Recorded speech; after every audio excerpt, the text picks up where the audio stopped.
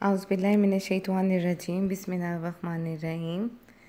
Army public school for dot की जानिब से मैं आपको एब्सेक्स ऑनलाइन सपोर्ट प्रोग्राम में खुश आमदीद कहती हूँ।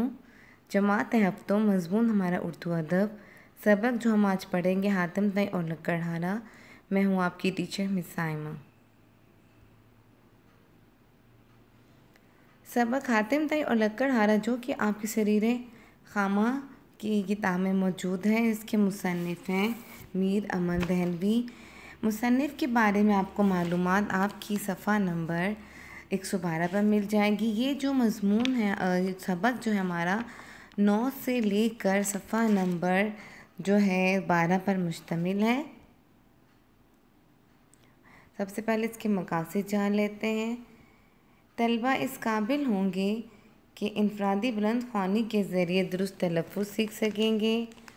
उर्दू अदब में मीर अमन दहलवी के मकाम और उनकी किताब बागो बहार पर तबादला ख्याल कर सकेंगे। मश्की सवालात हल कर सकेंगे। अल्फाज से बामायनी जुमले बना सकेंगे। हातिम ताई के किरदार पर तबादला ख्याल करते हुए नोट लिख सकेंगे। सखाफ़त व इसार और दूसरों की मदद करने के जज्बे की अखलाकी अहमियत पर तबादला ख्याल कर सकेंगे। इस सबक के हम अहम नुकात जान लेते हैं। हातिम ताई और लक्कड़हारा में दूसरों के काम आना, मेहमान नवाजी, सखावत, सच्ची खुशी, खुश इखलाकी और नरम दिली जो है इसके अहम नुकात हैं।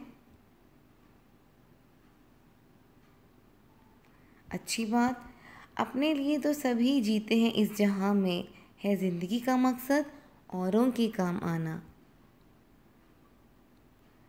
जी तलबा, तो सबसे पहले हम हातिम ताई और लक्कड़हारा की जो है वो बुलंद ख़्वानी कर लेते हैं। सबक की पढ़ाई। जी, सबक के बारे में मालूमात जो है आपको सफ़ा नंबर 12 मिल जाएंगे। लेकिन इसका एक मुख्तसर सा जायज़ा लेते हैं। ठीक है, ये जो हमारा सबक है हातिम ताई और लक्कड़हारा, ठीक है, जिसके मुसन्निफ़ हैं मीर अमन दहलवी। तो पुराने वक्तों की बात है, अरब में नौफिल नामी बादशाह हुकूमत करता था। ठीक है, उसके अहद में कबीले तय का सरदार जो था हातिम ताई अपनी सखावत और खिदमत खल्क़ के बाइस मशहूर था।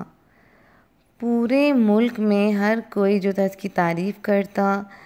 ठीक है, हर कोई उसको अच्छे लफ्ज़ों में याद किया जाता। ठीक है, और हर जगह उसकी शोहरत फैली हुई थी।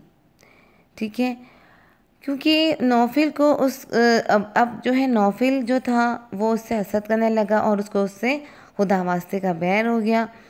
क्योंकि हर कोई जो था वो नौफिल के मुकाबले में हातिम को पसंद करता था। अब नौफिल ने क्या किया, बहुत सी फ़ौज जमा की और हातिम के इलाके पर हमलावर हो गया। हातिम ये सोच कर कि कोई खून खराबा ना हो और बेगुनाह लोग ना मारे जाएं, वो एक पहाड़ की खो में जाकर छुप गया। इत्तफाक से करीब ही एक लक्कड़हारा और उसकी बीवी लकड़ियां काट रहे थे। उसने उनकी गुफ्तगू सुन ली। वो दोनों इनाम मिलने की हसरत कर रहे थे जो कि बादशाह की तरफ से हातिम को ढूंढ कर लाने पर मुकर्रर किया गया था। हातिम ये सोचकर खुश हुआ कि बेसरो सामानी की हालत में भी इसे खुदा ने किसी की खिदमत करने का मौका दिया है। जब हर कोई ये दावा कर रहा था कि हर कोई जो है वो हातिम को पकड़ कर लाया है, क्योंकि अब जो नौफिल था उसने हातिम को पकड़ने पर इनाम जो था मुकर्रर किया था। अब इनाम का सुनकर हर कोई दावा करने लगा कि उसने हातिम को पकड़ा है। हातिम जो था वो पहाड़ की खो में छुपा हुआ था और उसने छुप कर ही उन दोनों बूढ़े मियाँ बीवी की बात सुनी थी जो कि इनाम की हसरत कर रहे थे।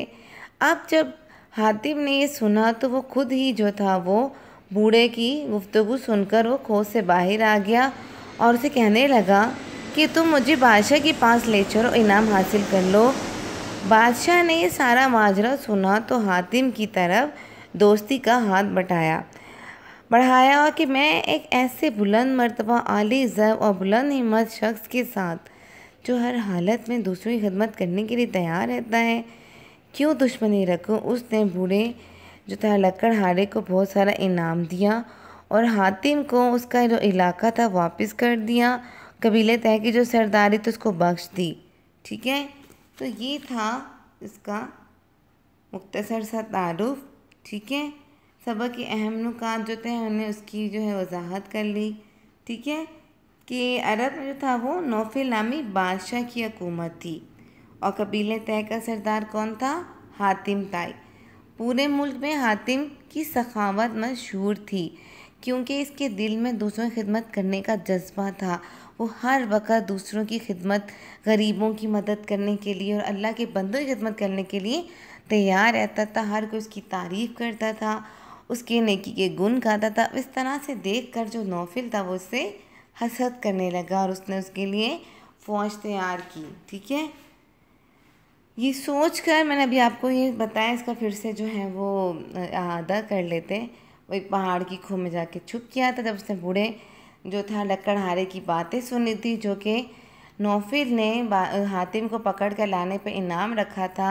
अब वो बूढ़े हो चुके थे और लकड़ियाँ काट काट के थक गए थे और वो परेशानी की हालत में वो कहती, काश हमें भी कोई बहुत सारा रुपया में ऐसा मिल जाए जो बाकी की ज़िंदगी हम सुकून से गुजार लें। अब जो वो हातिम था वो उसी पहाड़ की खो में छुपा हुआ था जहाँ ये सब बातें कर रहे थे।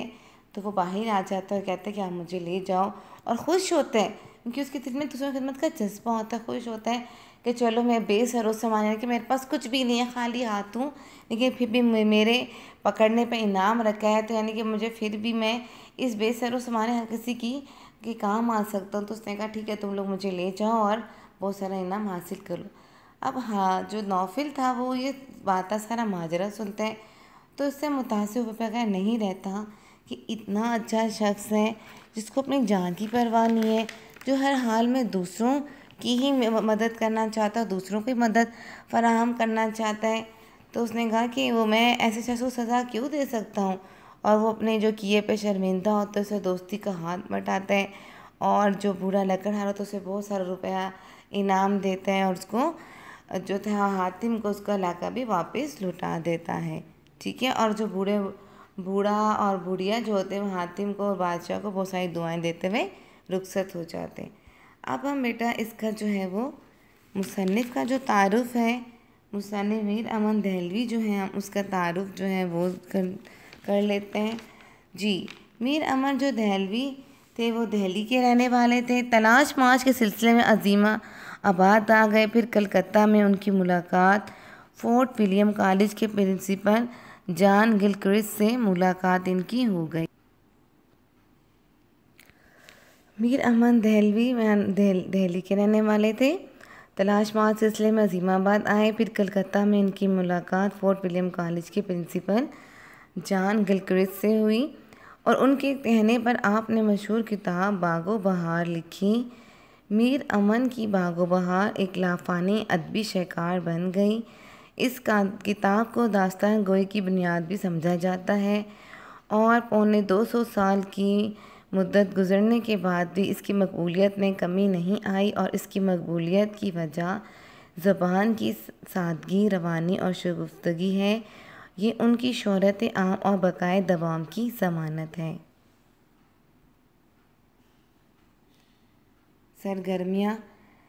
सरगर्मी नंबर 1, दूसरों की मदद करने सच्ची खुशी मिलती है कि मौजू पर तबादला ख्याल करें।